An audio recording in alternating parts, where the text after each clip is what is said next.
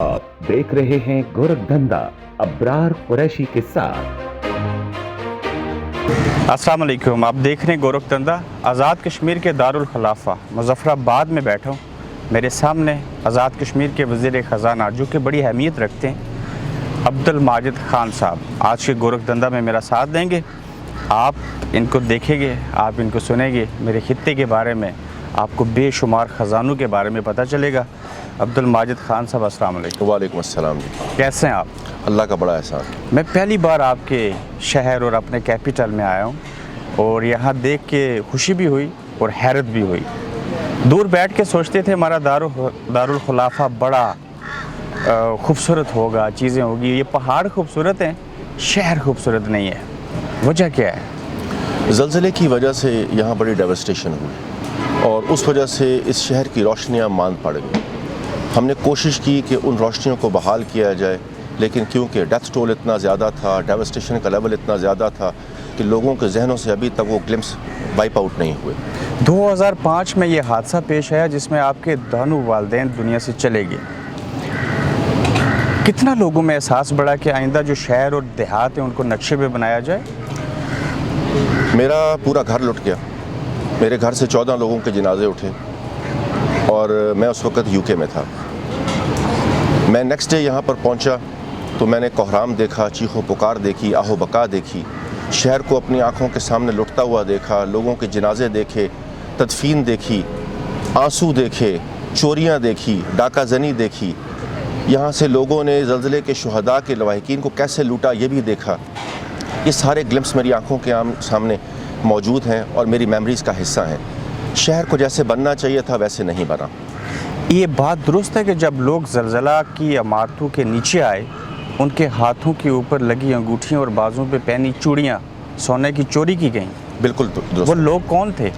कोई बाहर से लोग आए हुए थे, क्योंकि जब आपके ऊपर कोहराम या अल्लाह की तरफ से कोई ऐसी आफत आ जाती है जिसको ज़लज़ला या जैसी भी कोई आफत आप डिक्लेयर करें, तो उसके बाद कुछ लोगों को आज़ादी मिल जाती है कि वो उन लोगों को जो उस वक़्त मुसीबत में उनको लूट मार कर सकें। तो यहाँ पर लोगों ने की। माजिद ख़ान साहब, आप साबिक़ वज़ीर आज़म आज़ाद कश्मीर जो थे उनके पोते हैं जी, फ़ख्र महसूस करते हैं। अल्लाह का शुक्र है। आपके नाना वज़ीर आला सरहद रहे, जी, पूरा ख़ानदान सियासत में रहा, वालिदैन ने एक रिकॉर्ड बना दिया मियाँ बीवी मेंबर असेंबली बन के। तो इस लेगेसी को आगे बढ़ाएंगे चौथी नस्ल तक? अभी तक अल्लाह का फजल है कि ये मेरा चौथा कंसेक्यूटिव इलेक्शन है और मैं 4 दफ़ा इलेक्ट हुआ हूँ। ये मेरे लिए सबसे बड़ी ब्लेसिंग है और मेरे वालिदैन की दुआएं हैं कि अल्लाह ने मुझे इस मनसब पे चौथी दफ़ा मुंतखब किया और मैं अपने लोगों की खिदमत कर रहा हूँ। नाना क़य्यूम खान जो वज़ीर आला सरहद रहे, आज उन्हीं ही के इलाके से मार्जिन की सीटों से इलेक्शन लड़ते हैं या कहीं और?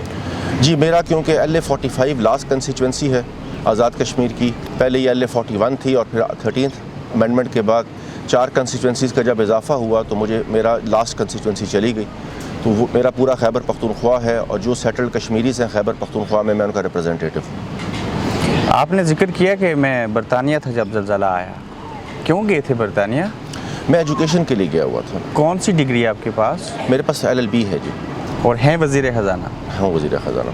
LLB करने के तजर्बे के बाद वज़ारत ख़ज़ाना को चलाना आसान है या मुश्किल है? मेरे पास इससे पहले भी वज़ारत ख़ज़ाना रही है।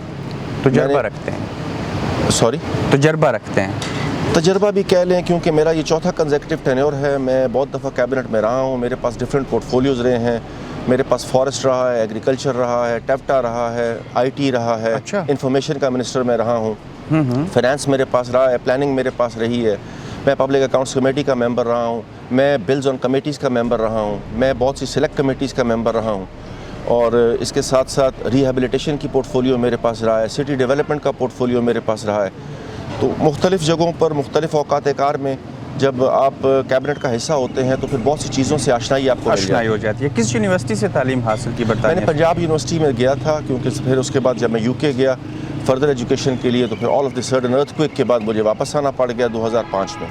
अब्दुल माजिद ख़ान साहब को कैसा लगता है कि एक सिक्योरिटी गार्ड से वज़ीर ख़ज़ाना की कुर्सी पे बैठ? प्राउड फील करता हूँ, बहुत बहुत प्राउड फील करता हूँ। वालिदैन दोनों मेंबर असेंबली हैं, दोनों वज़ीर हैं, उसके बावजूद सिक्योरिटी गार्ड की नौकरी करते रहे। बहुत प्राउड फील करता हूँ। अल्लाह ने खुददारी के साथ यहाँ पर पहुँचाया है। इतने खुददार हैं। ये तो آپ اسیس کر سکتے ہیں۔ میں نے جب آپ کے بارے میں معلومات اکٹھی کی تو میں تھوڑا سا حیران ہوا کہ ہمارے ملک کے اندر جو عوام کے نمائندے ہیں ان میں آپ جیسے لوگ بھی ہیں۔ میں اب اپنے رب کا شکر کے علاوہ اور کچھ بھی نہیں کر سکتا۔ آپ 4 بار ممبر اسمبلی بنے، جی 3 بار وزیر بنے، چوتھی بار کیوں نہ بنے؟ پچھلے 5 سال تو میں پاکستان تحریک انصاف کے ساتھ تھا اور اسی کے ٹکٹ پہ میں جیت کے آیا تھا۔ 5 سال میں نے اپوزیشن کاٹی۔ اس سے قبل بھی میں اپوزیشن میں رہا جب یعقوب خان کے خلاف فاروق حیدر نے تحریک عدم اعتماد لائی عتیق خان کے ساتھ مل کے، تو پھر اس ٹینیور میں 9 مہینے ہم نے اپوزیشن کاٹی، اور اس کے بعد پھر عتیق خان جب واپس آئے تو عتیق خان نے ہمارے ساتھ دوبارہ جب ہینڈ شیک کیا تو ہم دوبارہ گورنمنٹ میں آئے، اور پھر یہ سفر اسی طرح چلتا ہے سیاست آپ نے میں۔ کہا آپ ڈیپٹی اپوزیشن لیڈر رہے۔ میں پارلیمانی لیڈر تھا پی ٹی آئی کا۔ ڈیپٹی اپوزیشن لیڈر کی قانون میں کوئی حیثیت نہیں، ایسا کوئی پروویژن نہیں ہے آزاد کشمیر میں۔ آپ نے خود ہی ذکر کر دیا کہ میں نے 3 حکومتوں کو گرایا۔ گرانا میں نے نہیں کہا، میں نے کہا کہ میں کیونکہ ایک تسلسل ڈیموکریٹک چلتا تھا۔ لیکن آپ کا سب سے اہم کردار تھا، کہہ سکتے ہیں کیا مخالفت تھی؟ اپنے لوگوں کے حقوق۔ آپ کا ذاتی نظریہ کیا ہے؟ ذاتی نظریہ ریاست کے اندر جمہوریت پروان چڑھنی چاہیے۔ اتنی پارٹیاں کیوں بدلی پھر؟ پارٹیاں تو میں نے خیر ایسا نہیں بدلی۔ میں نے پہلا الیکشن انڈیپینڈنٹ لڑا 2006 میں، اور میں الیکشن آزاد حیثیت سے جیتا، تو آزاد حیثیت سے کسی پہ کوئی قدغن تو نہیں ہے۔ اس کے بعد میں نے پاکستان پیپلز پارٹی جوائن کی، پیپلز پارٹی کے ساتھ میری نہیں بن سکی تو میں نے پاکستان تحریک انصاف جوائن کیا۔ آج 10 سال ہو گئے ہیں، مطلب دوسرا ٹینیور میرا ہے کہ میں پاکستان تحریک انصاف میں ہوں۔ پاکستان تحریک انصاف میں آنے کی ایک وجہ، عمران خان نہ ہوتے تو نہیں آتا، آئندہ بھی ان کے ساتھ رہیں گے انشاءاللہ۔ جب تک عمران خان ہیں ان کے ساتھ ہیں۔ عمران خان میرا لیڈر ہے، میں اس کو بڑا انسپائر کرتا ہوں، اس کی آئیڈیالوجی کو لائک کرتا ہوں، اس کی آنیسٹی کو لائک کرتا ہوں، اس کی کریج کو لائک کرتا ہوں، اس کی بولڈنس کو لائک کرتا ہوں۔ اسی وجہ سے انسپائر ہو کے پی ٹی آئی جوائن کی۔ ماجد خان صاحب جتنے نوجوان ہیں، چاہے وہ طالب علم ہیں چاہے وہ وزیر ہیں، وہ سارے ہی عمران کو پسند کرتے ہیں۔ بوڑھوں کو کیا مسئلہ ہے؟ مسئلہ کوئی نہیں ہے۔ سب سے بڑی چیز ہے کہ وہ ایک آنیسٹ آدمی ہے، ایک کریجیس آدمی ہے، بولڈلی بول سکتا ہے ہمارے حق کے لیے، جو کشمیر کاز کے لیے اس نے آواز بلند کی، جیسے دنیا کو اس نے باور کرایا کہ نریندر مودی جس طریقے سے مقبوضہ کشمیر کے اندر ظلم و بربریت کر رہا ہے، اس نے ایمبیسڈر آف کشمیر ہونے کا ثبوت دیا۔ یونائٹڈ نیشن میں جس بلنٹ طریقے سے اس نے سپیچ کی، جس طریقے سے دنیا کے اخبارات کو، جرائد کو، میڈیا کو، سوشل میڈیا کو، دنیا کے حکمرانوں کو اس نے جھنجھوڑ کے بتایا کہ نریندر مودی RSS کے اڈے کو پروان چڑھا رہا ہے، وہاں لوگوں کے سول رائٹس کو انفرینچ کر رہا ہے، وہاں لوگوں کو ان کا بنیادی حق خود ارادیت نہیں دے رہا۔ اس وجہ سے کشمیری کمیونٹی کے اندر عمران خان کی بڑی پذیرائی ہے۔ آپ نے آباء و اجداد کی جو جماعت تھی مسلم کانفرنس، آج بھی اس کے بارے میں سوچتے ہیں اور کچھ کہیں گے اس جماعت کے بارے میں؟ میرے آباء و اجداد کی جماعت تو پاکستان پیپلز پارٹی تھی، کیونکہ میرے دادا پاکستان پیپلز والدین پارٹی، جب فوت ہوئے تو وہ مسلم کانفرنس میں تھے۔ میرے والدین مسلم کانفرنس میں تھے۔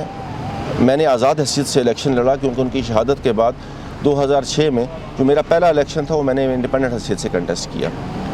میں نے اپنے آپ کو الائن ضرور کیا تھا مسلم کانفرنس کے ساتھ، لیکن میری کوئی ایز سچ الیکشن کمیشن میں شمولیت نہیں تھی۔ آزاد کشمیر PTI اور پھر اس حکومت کے پارٹی کی حکومت بھی ہے، اس پارٹی کے اور اس حکومت کے 3 دڑے ہیں، سردار، نیازی اور چودھری۔ آپ کس کے ساتھ ہیں؟ عمران خان۔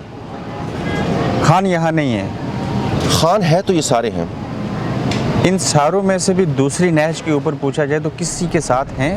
میں صرف عمران خان اور اس کے نظریے کے ساتھ ہوں، اور ریاست موسیقی کے نظریے کی وجہ سے اس سے انسپائر ہو کے میں نے PTI کے ساتھ اپنے آپ کو الائن کیا ہوا ہے۔ آپ کے نزدیک بیرسٹر سلطان، سردار تنویر الیاس اور قیوم نیازی کوئی حیثیت نہیں رکھتے؟ میرے صاحب میں عمران خان کے نظریے کے آگے کوئی حیثیت نہیں رکھتے۔ قیوم نیازی صاحب کا وزیر اعظم بننا معجزہ ہے آپ کے نزدیک؟ جس کو میرے کپتان نے، جس کو میرے لیڈر نے نامنیٹ کیا، ہم اس کے ساتھ ہیں۔ آئندہ بھی فیصلے مانیں؟ جو عمران خان کا فیصلہ ہے اس پہ لبیک کہیں گے۔ آپ وزیر خزانہ ہیں، 7 ماہ گزر کے کچھ بہتری آئی اس حکومت میں؟ بہتری کی امید لے کے ہم آگے چل رہے ہیں۔ ہم نے کافی ریفارمز لائی ہیں، کچھ چیزیں ہم ٹھیک کرنے جا رہے ہیں۔ سب سے بڑا جو پرابلم ہمارے سامنے آیا جس وقت ہمیں گورنمنٹ ملی، تو پریویس گورنمنٹ ایک ایڈ ہاک ایکٹ پاس کر کے گئی تھی جس کو میں نے اسمبلی کے اندر بڑا کانٹرڈکٹ کیا. میں واحد آدمی تھا جس نے کہا تھا کہ یہ آرٹیکل 4 سب آرٹیکل 4 کی خلاف ورزی ہے, اور میں نے اس وقت کے وزیر اعظم کو برملا اسمبلی کے فلور پہ, میری ریکارڈ سپیچز ہیں, کہ میں نے کہا تھا کہ ظلم مت کریں, آئین کی وائلیشن مت کریں, لوگوں کے فنڈامنٹل رائٹ کے ساتھ مت کھیلیں. یہ ایڈہاک ملازمین ہمارے قوانین کی لا کی خلاف ورزی تھی. یہ آرٹیکل 4 سب آرٹیکل 4 کی خلاف ورزی تھی, جو آپ کا بنیادی انسانی حقوق ہے اس کے خلاف تھا یہ قانون. اچھا, تو آپ نعرہ لے کے آئے تھے جس پی ٹی آئی کے اندر ہے کہ ہم کرپشن ختم کریں گے اور احتساب کریں گے, کچھ کیا؟ احتساب کے لیے ابھی تک کچھ بھی نہیں ہوا. احتساب کے لیے ریفارمز, کیونکہ میرے لیڈر کی خواہش ہے کہ آزاد کشمیر کے اندر بھی بے لاگ احتساب کیا جائے, اس کے اوپر کیبنٹ کے اندر ہم نے ایک کمیٹی, سب کمیٹی کانسٹیٹیوٹ کیا, اور میں اس کا ممبر ہوں. ہم اس کے اندر ریفارمز لے کے آ رہے ہیں, اور انشاءاللہ جلدی ہم اس کے اوپر ایک کمپریہنسو ریفارمز کا پیپر کیبنٹ میں واپس لے کے جائیں گے. ریفارمز کی بات کریں, لیکن گڈ گورننس کے حوالے سے آپ کا جہاز ابھی ٹیک آف نہیں کر سکا. دیکھیں, پاکستان تحریک انصاف کو پہلی دفعہ ریاست کے اندر حکومت ملی. ماضی کے اندر 2 ہی پارٹیاں تھیں, وہ اپنی حکومتوں کی تقسیم کی بندر بانٹ کرتی تھی, کبھی مسلم کانفرنس کی شکل میں, پھر بعد میں اس میں سے مسلم لیگ نون نواز نکل گئی, اور پیپلز پارٹی کی شکل میں. پہلی دفعہ پاکستان تحریک انصاف کو ایک اپرچونٹی ملی ہے, تھوڑا ٹائم دیجئے, چیزیں ٹھیک ہوں گی. پڑھے لکھے ہیں, صاحب علم ہیں, اور جسامت اور پرسنالٹی بھی بڑی اچھی ہے. تھوڑا سا بتائیے آپ کے سسر کون ہیں؟ میرے سسر تھے عبدالسمی خان, ان کی ڈیتھ ہو گئی. اللہ ان کی مغفرت کرے. وہ کیا کرتے تھے؟ سیکرٹری ٹو دی گورنمنٹ تھے. پیپلز پارٹی کے دور میں ایک جناب ماڈل سکینڈل آیا تھا, یاد ہے آپ کو؟ جی بالکل مجھے یاد ہے. وہ اس کی تحقیقاتی کمیٹی کے سربراہ رہے. بالکل رہے. وہ فوت ہو گئے, لیکن پھر بھی کچھ پوچھنا چاہتا ہوں. جی پیپلز پوچھے. وہ تحقیق کیوں نہ کر سکے؟ انہوں نے تو تحقیق کر کے رپورٹ مکمل کر کے دے دی تھی, اور انہوں نے اس پہ جو لوگوں کو کنوکٹ کرنا تھا ان کو کنوکٹ کر کے بھی دے دیا. ایک نام بتائیے. میرا خیال ناموں سے کیا رہا, جب رپورٹ آپ کے سامنے ہے تو ناموں کو خود ہی آپ آئیڈینٹیفائی کر لیں. میرپور ڈیولپمنٹ اتھارٹی سے پلاٹ ان کے اندر غبن ہوا تھا. کس حساب سے؟ وہی جناح ماڈل سکینڈل تھا. دیکھیے, جناح ماڈل ٹاؤن کا بالکل ایک ڈیفرنٹ کیس تھا, اور اس کی بڑی کمپریہنسو رپورٹ فائنلائز ہوئی, وہ اسمبلی گورنمنٹ میں کو پیش کی گئی. پھر حکومتوں کے اپنے اس وقت کے تحفظات تھے اور حکومتوں کے انٹرسٹ تھے, اس وجہ سے وہ پروان نہیں چڑھ سکی. میں سمجھتا ہوں کہ 2 لوگوں نے اس کے اوپر بہت ارکریزی کے ساتھ کام کیا. ایک محمود الحسن صاحب تھے, ہمارے سیکرٹری, ریٹائرڈ ابھی کالجز کے سیکرٹری تھے, اور ایک میرے سسر تھے عبدالسمی خان. بڑی آنیسٹی کے ساتھ انہوں نے ایک رپورٹ فائنلائز کی. جن لوگوں نے اس میں غبن کیا ان کے ایفیڈیوٹس بھی اس میں موجود ہیں. سزا ہوئی ان کو؟ سزا ہوئی, حکمرانوں نے معاف کر دی. حکمرانوں نے معاف کر دیا. ذریعہ معاش کیا آپ کا؟ میرا ہوٹل ہے, میرا اس کے علاوہ اپنی چھوٹی موٹی پراپرٹی ہے. مکان کتنے؟ میرا ذاتی مکان کوئی نہیں ہے. بیریا ٹاؤن میں؟ اللہ نہ کرے. اللہ نہ کرے. الزام کیوں لگا کہ آپ اور آپ کی اہلیہ سمیت آپ کے لواحقین کے 6 افراد نے پلاٹ لیا آپ کے؟ الزام لگتے رہتے ہیں, حقیقت کچھ نہیں ہے. ایسا کیوں کرتے ہیں لوگ؟ لوگوں کو دلچسپی ہوگی. تو ماجد صاحب یہ بتائیے کہ کہاں سے ہجرت کی اور کہاں پہنچے؟ ہم لوگوں نے وانی گام سے ہجرت کی. بارہمولہ سے میرے دادا نے, میرے دادا اس وقت انڈین پبلک سروس کمیشن کر کے STM جموں اپوائنٹ ہوئے تھے, اور پارٹیشن سے پہلے ڈپٹی کمشنر سری نگر تھے. اس کے بعد پھر جب پارٹیشن ہوئی تو ہم لوگ یہاں آ گئے, اور پہلی پوسٹنگ ان کو as a deputy commissioner Mirpur ملی. پھر اس کے بعد ڈپٹی کمشنر مظفر آباد رہے, پھر کمشنر ایویکیو پراپرٹی رہے, پھر کسٹوڈین کی پوسٹ کے اوپر رہے. اس کے بعد آپ کے چیف سیکرٹری کا اعزاز بھی ان کو حاصل رہا, اور پھر جج آف دی ہائی کورٹ رہے, اور پھر chief justice high court retire ہوئے. اس کے بعد کیونکہ یہ ریسٹرکشن نہیں تھی اس وقت, تو پریزیڈنٹ بن گئے آزاد کشمیر کے. اور پھر اس کے بعد 1975 میں جب پارلیمنٹری سسٹم آیا تو وہاں آزاد کشمیر کے پہلے وزیر اعظم کے طور پہ سامنے آئے. آپ کو تو وراثت میں ملا ہے یہ سارا کچھ. اللہ کا شکر ہے. آپ اپنے نام کے ساتھ خان لکھتے ہیں؟ جی. آپ پٹھان ہیں؟ نہیں, ہم لون ہیں. لون بھی خان لکھتے ہیں؟ نہیں, یہ ایک لقب ہے. لقب ہے. جہاں سے آئے تھے ہجرت کر کے, کبھی جب اقتدار میں آئے تو یہ اتفاق ہوا وہ پرانی جگہیں دیکھیں؟ نہیں, اتفاق تو نہیں ہوا وہاں جانے کا, لیکن میرے عزیز و اقربا یہاں آئے, ان سے میل ملاقات ہوئی. جب ہجرت کر کے انصار کے پاس آئے تو کیسا پایا ان کو؟ پاکستان کا دل بڑا کھلا ہے, یہاں کے لوگوں کا دل تنگ ہے. کاروبار یہاں پہ, اسمبلی یہاں پہ, وزیر یہاں کے, وہ کیوں جا کے KPK سے الیکشن لڑتے ہیں آپ؟ کیونکہ میرے جب دادا آئے تھے تو سیدھا جا کے یہ خیبر پختونخوا میں آباد ہوئے تھے, اور پھر وہاں سے کیونکہ گورنمنٹ سروس تھی, ہماری باقی فیملی ساری کی ساری پشاور میں جا کے سیٹل ہو گئی تھی. میری مدر کی جو جائے پیدائش ہے وہ بھی پشاور ہے. میرے والد صاحب پنڈی میں پیدا ہوئے اور اسی طریقے سے پھر کیونکہ میرے نانا وہاں پر تھے، میرے نانا اور میرے دادا اور خان قیوم صاحب یہ تینوں ریئل بردرز تھے، سگے بھائی تھے؟ سگے بھائی تھے، اور یہ تینوں کے تینوں مسلم یونیورسٹی علی گڑھ کے گریجویٹ تھے۔ ماشاءاللہ۔ خان صاحب گریجویشن کے بعد چلے گئے بارٹ لاء کے لیے، میرے دادا نے سول سروس جوائن کر لی اور میرے نانا نے وکالت شروع کر دی۔ صحیح۔ تو جہاں سے الیکشن لڑتے ہیں کل ووٹ بینک ہے کوئی 7,500۔ جی 3200 آپ نے لیے، جیت گئے۔ جی 3200 ووٹ لے کے وزیر خزانہ بن گئے، اور جنہوں نے ہزاروں ووٹ لیے وہ پیچھے رہ گئے۔ میں ہزاروں ووٹ والوں کو آفر کرتا ہوں کہ 3200 ووٹ لے لیں آپ، اتنا مشکل ہے؟ آپ کو اندازہ نہیں۔ ماجد صاحب خود بھی وزیر خزانہ ہیں، خطے کے نظام کو چلا رہے ہیں، تو جب آپ کو اپنے عوام کے لیے بجٹ چاہیے ہوتا ہے تو ان پیسوں کا، ان روپوں کا کیا کرتے ہیں وہاں پہ؟ کہاں سے؟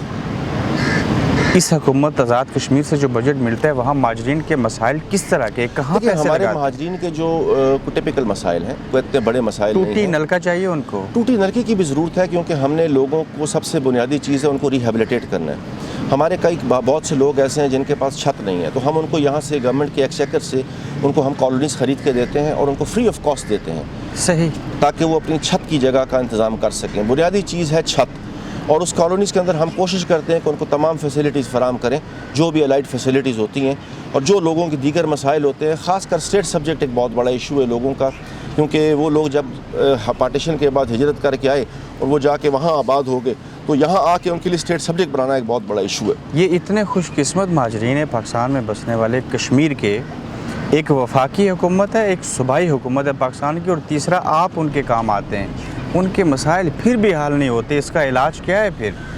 دیکھیں وفاقی حکومت اور صوبائی حکومت کی تو میں بات نہیں کرتا، بیسک ذمہ داری ریاست کی ہے۔ آپ نے جب 13ویں ترمیم لائی تو 13ویں ترمیم کی جس وقت کی پاس ہونے کے لیے جا رہی تھی تو آپ نے ان کو آئین کا حصہ بنا دیا، تو جب آپ نے ان کو آئین کا حصہ بنا دیا تو پھر آئینی رائٹس کو پورا کرنا ریاست کی اولین ذمہ داری ہے۔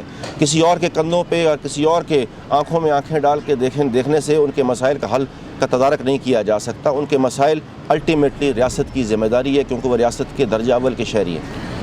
ان مہاجرین کے لیے جو مہاجرین کا آپ کا حلقہ ہے کتنا بجٹ ملتا ہے سالانہ؟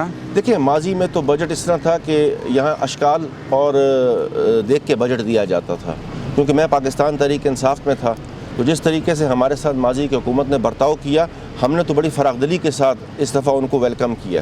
بدلہ لیں گے؟ نہیں، سیاست میں بدلے نہیں ہوتے۔ آپ انہی مہاجرین سے ووٹ لے کے پاکستان کی پارلیمنٹ میں کیوں نہیں بیٹھ جاتے؟ جا سکتے ہیں، بہت سے لوگ ہمارے ہیں۔ یہ مہاجرین کی سیٹیں ہونی چاہیے آزاد کشمیر بالکل ہونی اسمبلی میں؟ آپ اس لیے حامی ہیں کہ آپ وہاں سے جیت جاتے ہیں؟ نہیں، میں اس لیے حامی ہوں کہ ان لوگوں کو یہاں پر کہاں اکاموڈیٹ کریں گے آپ کے پاس کیا اکاموڈیشن ہے؟ تو بعض لوگ ایسا کیوں کہتے ہیں کہ وہ نمائندگی پارلیمنٹ پاکستان میں ہونی چاہیے؟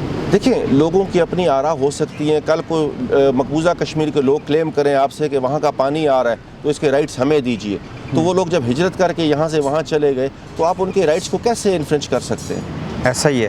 یہ ناصر خان ہے آپ کے کزن جو آپ کے مد مقابل الیکشن لڑتے ہیں اور آزاد امیدوار، بے خوف و خطر ہو کے، ان کو راضی کیوں نہیں کر لیتے؟ سیاست ہے، سب کو لڑنا چاہیے الیکشن، اس میں کیا کنجوسی؟ میرا تو ایک ایمان ہے کہ جس نے مرضی الیکشن لڑنا آ کے لڑے، جس کو عوام نے چوز کرنا چوز کر لے گی۔ آپ کے تیا کے بیٹے ہیں تو سگے بھائی الیکشن لڑتے ہیں، ماں بیٹا الیکشن لڑتے ہیں، آپ کے پاکستان میں کئی مثالیں موجود ہیں۔ نیازی صاحب اپنا دورانیہ پورا کریں گے؟ دیکھیں نیازی صاحب اس وقت حکومت میں وزیر اعظم کی حیثیت سے بیٹھے ہیں، اور ان کو جب تک عمران خان کا اعتماد حاصل ہے وہ وزیر اعظم رہیں گے۔ آپ کا اعتماد حاصل ہے نیازی میرا صاحب؟ اعتماد میرے قائد کے اوپر ہے، وہ ہے عمران خان۔ میں نے سنا ہے آپ بھی وزارت عظمیٰ کے امیدوار تھے، کیوں نہ ہونا چاہیے یہ خواہش ایک ایم ایل اے کی؟ آئندہ بھی خواہش رکھتے ہیں؟ کیوں نہ ہو، اگر میں ممبر اسمبلی ہوں تو میری خواہش کیوں نہ ہو، میرا ناک بہتا ہے۔ اپنے باپ دادا کی لیگسی جو پہلے وزیر اعظم بنے تھے اس کو آگے بڑھانا چاہتے ہیں؟ دیکھیں جی، میرے والد اور میرے دادا الحمدللہ میں یہ کلیم کر سکتا ہوں کہ ان کے پاس بہت سے اعزازات تھے، اور وہ جو لیگسی چھوڑ کے گئے میں اللہ کا شکر ادا کرتا ہوں کہ میں نے اس کے اندر کوئی گیپ نہیں آنے دیا، میں نے اس کے اندر کوئی بدیانتی نہیں کی، میں نے کوشش کی۔ یہی ایک وجہ ہے، ناقدین اپنی آراء رکھتے ہوں گے، چوتھی دفعہ منتخب ہونا یہ میں سمجھتا ہوں جو شیر لانے کے مترادف ہے۔ اس میں کوئی شک نہیں ہے۔ تحریک عدم اعتماد آئی تو کہاں کھڑے ہوں گے؟ جہاں میرا لیڈر کہے گا۔ लीडर से थोड़ा बाहर निकलें, ज़ाती नहीं फैसला निकल भी किया सकते, करें। क्योंकि मेरा आइडियल है वो, उससे बाहर निकल के सियासत इख्तिताम हो जाएगी। लोग कायदे आज़म को भी आइडियल मानते हैं। कायदे आज़म थे, आइडियल हैं और रहेंगे। लोग सियासत इतना बेरहम खेल है कि अपने आइडियल को भी छोड़ देते हैं, मैंने देखा है अपनी आंखों से। आंखें बदलने में टाइम तो नहीं लगता। खान साहब का इक़्तिदार पाकिस्तान में चला गया तो क्या करेंगे? खान साहब फिर आ जाएंगे। तब तक उनके साथ रहेंगे? बिल्कुल रहेंगे। आपको एजाज़ हासिल है कि आपने 3 वज़ीर आज़मों को फारिग किया, और ये बात लोग आप पे जो इल्ज़ाम लगाते हैं, जिसमें आपने अपोजिशन भी देखी, सरदार अतीक साहब के साथ कोई ज़ाती बुग़्ज़ व अनात थी। अतीक साहब की मैं बहुत इज़्ज़त करता हूँ। जमहूरी जमहूरियत सियासत में नहीं होते, जो लोग रखते हैं वो मलिया मेट हो जाते हैं। बतौर वज़ीर ख़जाना छोटे छोटे सवाल पूछना चाहूँगा। रियासत की इस खित्ते की आबादी क्या है? 4.2 मिलियन। उसमें से 10% बैरूनी दुनिया में है? नहीं, ये टोटल हमारा, क्योंकि इसमें जो एग्जिस्टिंग पॉपुलेशन है ये 4.2 है, हमारा डायस्पोरा 2.0 है, और जो हमारा रेफ्यूजी सेटल्ड इन पाकिस्तान है ये 2.7 मिलियन है। ये सारे मिला के 4 नहीं, ये अलग अलग मैंने आपको अलग अलग बता दिए। कितना बजट है हमारा तरक्याती सालाना? देखिए 28 अरब का हमारा तरक्याती बजट है, और कुल मिला के 1 खरब 15 अरब का हमारा टोटल बजट है, जिसमें ज़्यादा बजट हमारा सैलरीज के अंदर चला जाता है। हमारी बहुत सी इश्यूज़ हैं, अब हम उसको थोड़ा सा स्ट्रक्चराइज़ कर रहे हैं, रिफॉर्म्स लेके आ रहे हैं। हमने पेंशन के ऊपर बड़ा ज़ोर दिया है कि पेंशन के सिस्टम को स्ट्रीमलाइन करें, क्योंकि सबसे वनरेबल तबका मेरी नज़र में पेंशनर्स का है। हम उनके लिए आसानियाँ पैदा करने की कोशिश कर रहे हैं, क्योंकि माजी के अंदर बड़ा कॉम्प्लिकेटेड सिस्टम था। इसी तरीके से अभी जो हमने जैसे पाकिस्तान में हुकूमत पाकिस्तान ने सबको हेल्थ कार्ड दिया है, आज़ाद कश्मीर के अंदर भी हमने इस हेल्थ कार्ड की फैसिलिटी हर शहरी को दे दी है, और अल्लाह के फजल से हर आदमी 10 लाख रुपए अपनी जेब में रख के किसी भी प्राइवेट हॉस्पिटल से अपना बेस्ट ट्रीटमेंट इलाज करवा सकते हैं। मुलाजमीन कितने हैं? टोटल हमारे पास जो स्ट्रेंथ है वो 83,000 मुलाजमीन है। पेंशन कितने लोगों को मिल रही है? पेंशन जो रिटायर्ड तबका है उसकी फिगर्स तो एग्जैक्टली मैं आपको इस वक्त नहीं दे सकता, लेकिन हम लगभग 22 अरब के करीब पेंशन दे रहे हैं। क्या वज़ीर ख़जाना अब्दुल माजिद खान साहब को लगता है कि हमको ऐसी फिजिबिलिटी रिपोर्ट बनाएंगे जो आपके लीडर 500 अरब रुपये देना चाहते हैं वो मिल जाएंगे? देखिए 500 अरब का मैं क्या कह सकता हूँ, वो तो आपको प्राइम मिनिस्टर साहब ने पहले अपने इंटरव्यू में बता दिया, लेकिन ये 500 अरब आपके तरक्याती पैकेजेस के हैं। बेसिकली इसमें M4 हमारा एक बहुत बड़ा पैकेज है जो हज़ारा से आपको कनेक्ट करेगा एक्सप्रेस वे के साथ। इसी तरीके से लीपा टनल हमारी एक बहुत दरीना इशू था, लोहार गली टनल हमारा एक इशू है, कमसर टनल हमारा एक इशू है। फिर मुजफ्फराबाद के अंदर जो क्योंकि टूरिज़म का बहुत बड़ा एक फिनोमेना है, उस टूरिज़म कॉरिडोर को ओपन करने के लिए आपको पैसा चाहिए, और हमारी उम्मीद महवर मरकज़ पाकिस्तान है। कश्मीर बैंक आपके अंडर आता है जी। इस बार आप वाहिद वज़ीर ख़जाना होंगे जो ज़्यादा आज़ाद हैं, क्योंकि पाकिस्तान ने कुछ आपको इख्तियार दे दिए। ये कश्मीर बैंक के नाम के ऊपर दुकानें खोल दी आपने, ये किसने कह दिया आपको? पहली दफ़ा ये Pakistan state bank of Pakistan के अंडर नहीं है, इसकी वो हैसियत नहीं है जो एक बैंक की डेफिनेशन होती है, उसमें नहीं आता ये। देखें, मैं आपको थोड़ा सा इस पर क्लैरिटी करूँ, क्योंकि हमारा डायस्पोरा इसको सुनेगा, और ये बड़ी इंपॉर्टेंट बात है। जब बैंक ऑफ आज़ाद कश्मीर बनाया गया तो ये इस पर्पज़ के लिए बनाया गया कि लाइन ऑफ कंट्रोल के उस तरफ हिंदुस्तान ने JNK बैंक बनाया। हमने बैंक ऑफ आज़ाद कश्मीर बनाया क्योंकि हमारे लोग बड़े पेट्रियट हैं, और वो अपनी रियासत से और आज़ाद कश्मीर से मोहब्बत करने वाले लोग हैं। हमने इस बैंक को जो गवर्नमेंट शेयर था वो 5.1 मिलियन था, वो हमने पूरा कर दिया, और इस वक्त जो गवर्नमेंट की तरफ से एक्विटी की मद में शेयर है वो उस वक्त 5.4 बिलियन है।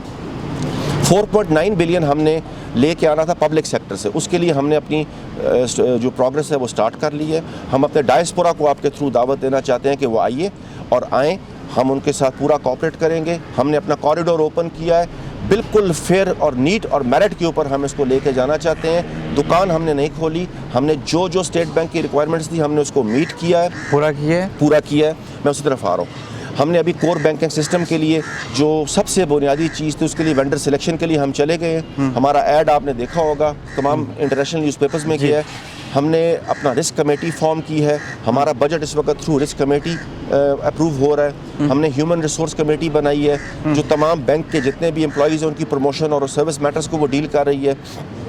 इंटरनल एंड एक्सटर्नल ऑडिट्स हमने ठीक किए हैं। बैंक जब मेरे पास आया तो वो 13 करोड़ के इंटरेस्ट पे था, इस 6 माह में हम उसको 45 करोड़ रुपए के इंटरेस्ट पे लेके गए हैं। 45 करोड़ तक ले गए? जी 45 करोड़ के इंटरेस्ट पे लेके गए हैं, और ये मैं कोई एग्जेजरेशन आपसे नहीं कर रहा, ऑन रिकॉर्ड बात कर रहा हूँ। एनीबॉडी, हर एक को मैं दावत देता हूँ कि वो आए और इसके फिगर्स को देख सकते हैं। हम अभी अपनी वेबसाइट भी लॉन्च कर रहे हैं, हम इसको एक ऐप भी हम अपनी बना रहे हैं। हमने अपने डायस्पोरा को स्पेशली ऑनलाइन, जी ऑनलाइन, मैं अपने डायस्पोरा को स्पेशली इनवाइट करना चाहता हूँ कि प्लीज़ आए, कंट्रीब्यूट करें, स्टेट एसेट को जनरेट करें। हम इसकी शेड्यूलिंग के लिए जाना चाहते हैं। हमारी रिक्वायरमेंट 10 अरब है इस वक्त। अगर हम ये मीट कर लेते हैं तो हम स्टेट बैंक से प्रोविजनल एनओसी लेते हैं। कितना गैप है? सिर्फ 4 अरब, 4.5 अरब का। ठीक।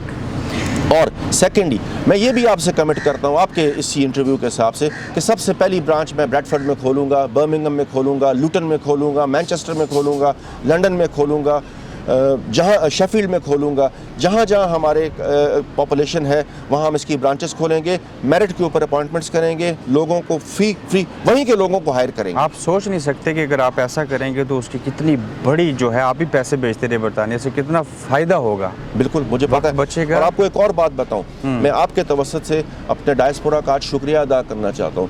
हमने इस वक्त जो रेमिटेंसेस की शक्ल में हमारे पास इस वक्त कोविड के दौरान पैसा आया है, ये रिकॉर्ड पैसा आया है इस वक्त एजेके बैंक को। अच्छा। मैं आपके तवसत से अपने डायस्पोरा का शुक्रिया अदा करना चाहता हूं कि आपने जो रेमिटेंसेस भेजे, इससे बैंक की बैलेंस शीट बहुत इम्प्रूव हुई है, और मैं आपसे तवक्को करता हूं कि आप इसी तरह रेमिटेंसेस भेजते रहेंगे। आखिरी सवाल पूछना चाहूँगा, मुझे उम्मीद है आप जवाब देंगे। बैरिस्टर सुल्तान साहब जब वज़ीर आज़म के बजाय सदर रियासत बने, क्या जुमला आया जहन में? देखिए, मैं बैरिस्टर साहब की बड़ी इज़्ज़त करता हूँ। मेरे लिए मैंने उनके साथ एज ए जनरल सेक्रेटरी काम किया, वो मेरे पार्टी प्रेसिडेंट थे। मैं कोई ऐसी बात नहीं करना चाहता जिससे किसी की दिल शिकनी हो। सियासत के अंदर मुश्किल वक्त आते हैं, कामयाब वही होता है जो साबित कदमी के साथ खड़ा रहता है। बैरिस्टर साहब ने अक्लमंदी से काम लिया, वो रियासत के सदर मुंतखब हुए, वो पार्टी के साथ हैं। और मैं इस बात के ऊपर आपको ये बात बिल्कुल कहना चाहता हूँ कि तनवीर इलियास है, बैरिस्टर सुल्तान है, कयूम न्याजी है, मैं हूँ, या कोई अलिफ बे जीम दाल है, हम सब इमरान खान के साथ हैं। कोई भी इमरान खान की पॉलिसी से इनहराफ नहीं करेगा। जो करेगा वो उसको आवाम भी नहीं छोड़ेगी, रियासत के लोग भी माफ़ नहीं करेंगे, और कश्मीर कॉज भी माफ़ नहीं करेगा। मुझे दारुल खिलाफा में अब्दुल माजिद खान से बात करके लगा कि आप भी कश्मीर के इमरान खान हैं। बहुत शुक्रिया आपका। Thank you. Thank you. आप देख रहे हैं गोरखधंधा अब्रार कुरैशी के साथ।